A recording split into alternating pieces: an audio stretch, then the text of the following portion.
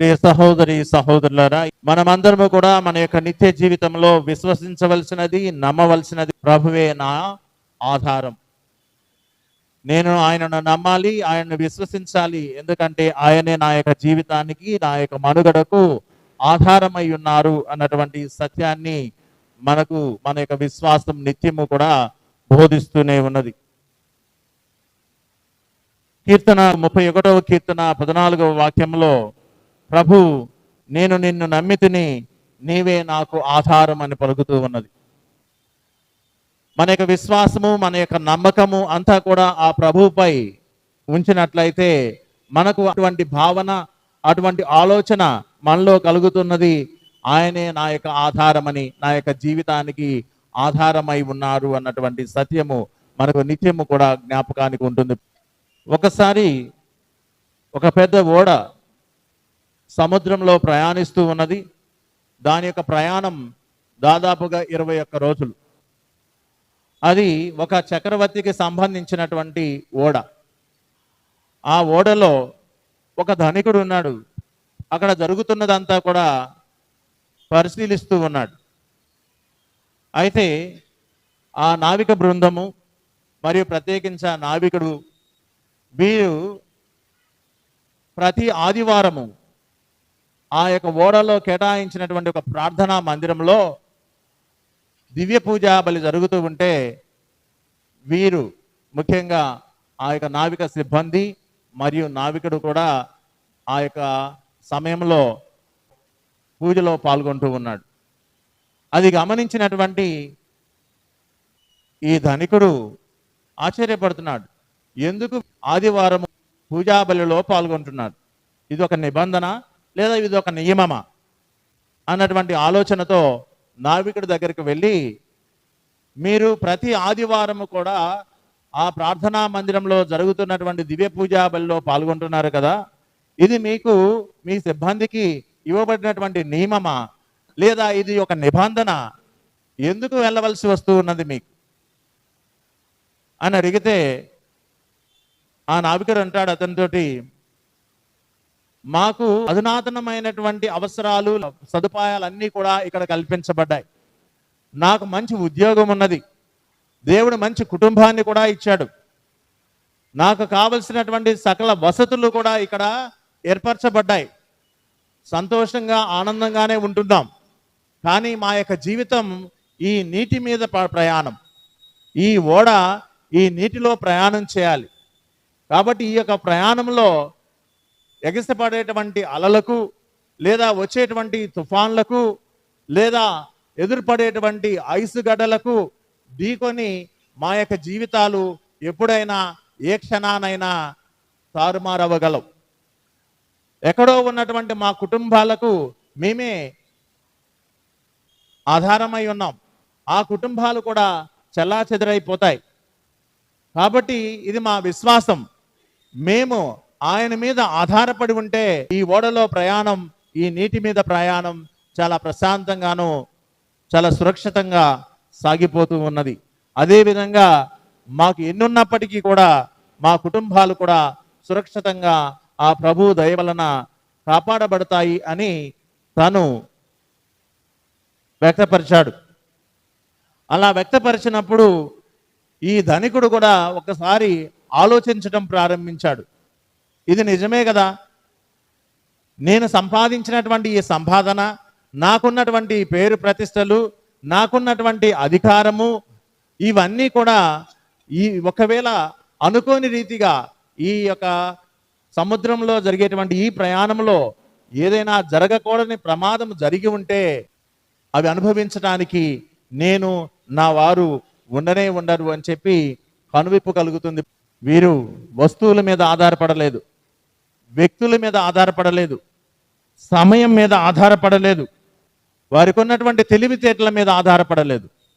కానీ ఈ యొక్క నావికుడు, నావిక సిబ్బంది వారి యొక్క సురక్షితమైనటువంటి క్షేమకరమైనటువంటి జీవితం కోసం ఎవరి మీద ఆధారపడ్డారు?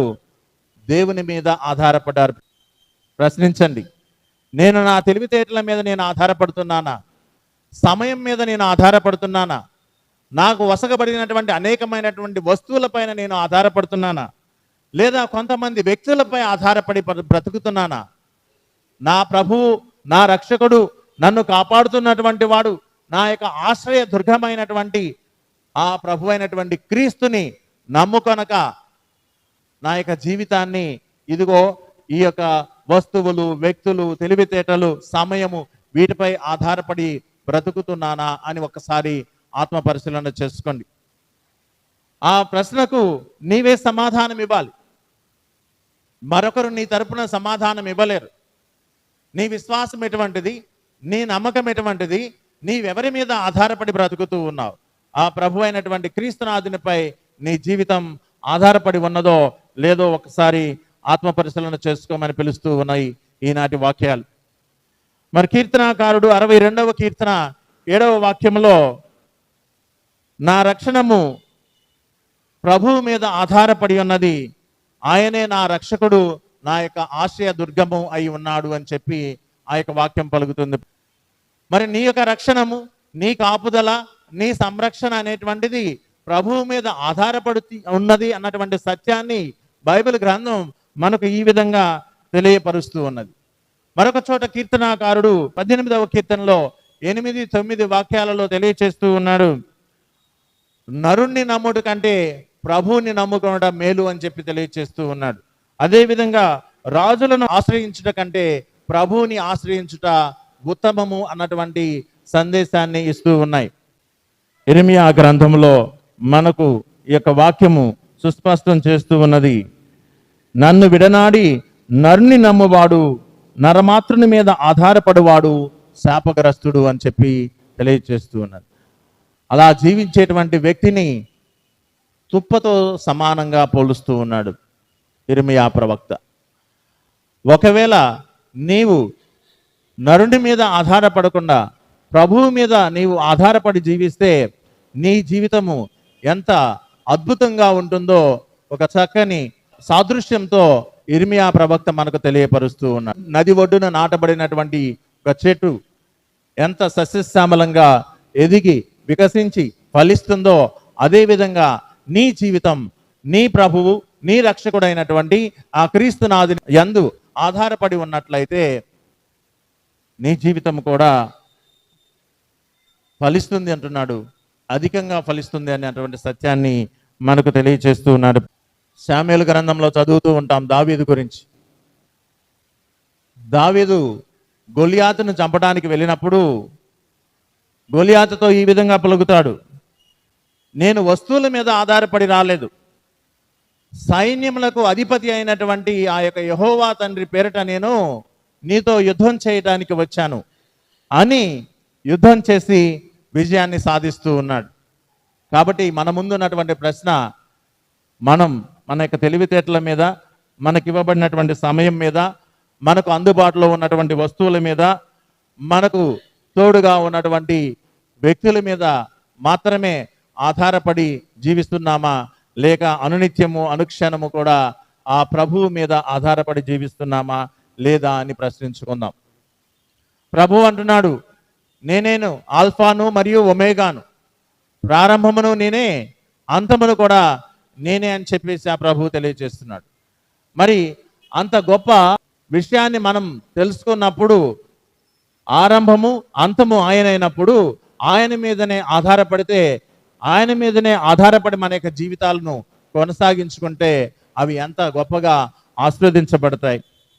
ఆయన మీద ఆధారపడినటువంటి ప్రతి ఒక్కరు కూడా దీవించబడతారు అని ఇర్మియా గ్రంథము 17వ అధ్యాయము 7వ వాక్యం తెలియజేస్తూ ఉన్నది. ప్రభువును నమ్మి నాపై ఆధారపడి వారిని నేను దీవింతును అని తెలియజేస్తున్నాడు. మనమందరము కూడా ఆ ప్రభు యొక్క దీవెనలు లేకుండా మనము జీవించలేం.